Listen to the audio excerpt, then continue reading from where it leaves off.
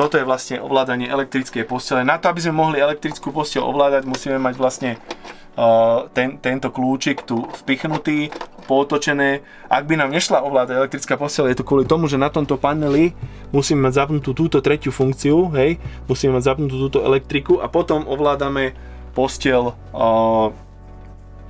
túto na tomto paneli.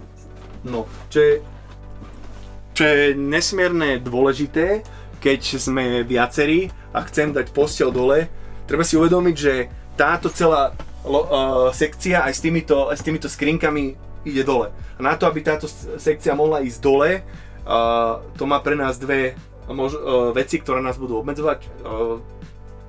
Ísť von bude troška ťažšie, keďže tu máme posteľ a dávame to dole, takže by som asi odporúčal posteľ dávať vtedy dole, keď už posledná skupina, ktorá spí tu, ide spať a tam už sa spí.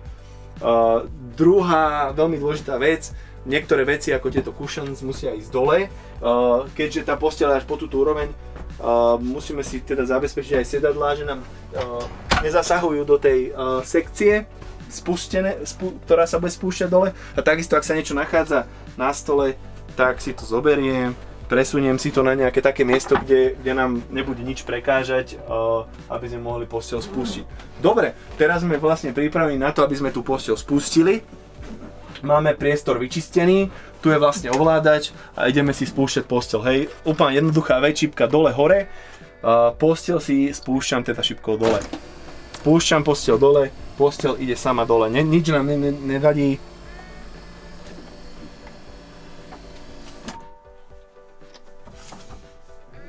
Takže tak, to je maximum, je to posteľ pre dvoch ľudí, maximálna nosnosť, maximálna kapacita váhová na túto posteľ 200 kg.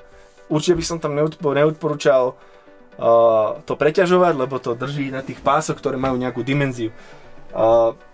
Pokiaľ tu spia deti alebo ľudia, ktorí sa boja, že spadnú, tu sa nám potom dole nachádza rebrík, ktorý si takto vieme vyťahnuť. Keď tam nechceme skákať na tú posteľ, takto si ho tu vieme zaháčknúť a idem po rebríku hore na posteľ, hej. Ďalšia taká safety feature, k tým deťom sa vrátim, tuto dole sú potom zrolované takéto siete, ktoré si viem takto zapnúť do týchto popruhov. Tu si zapnem popruh, aby mi nespadol niekto odtiaľ, deti, alebo tak. A v podstate mal by som byť, že secure. Že nemalo by to byť nič také, že by mi... Takže je to také riešenie, že možno nepraktické, že nám to ruší vlastne tú sediacu zónu, ale super pohodlné a comfy a nezavadzia to tubovanie. Takže zase si to, keď posteľ chcem dať dole, samozrejme dám siete preč, aby nám tu nezavadzali.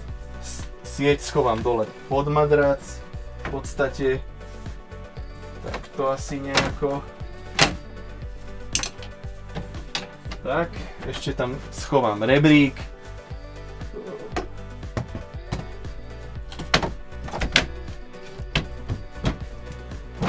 A keď sme vybavení, keď už nepotrebujem tu mať posteľ, zase šipkou hore, dvíham posteľ hore, posteľ sa zdvihne hore.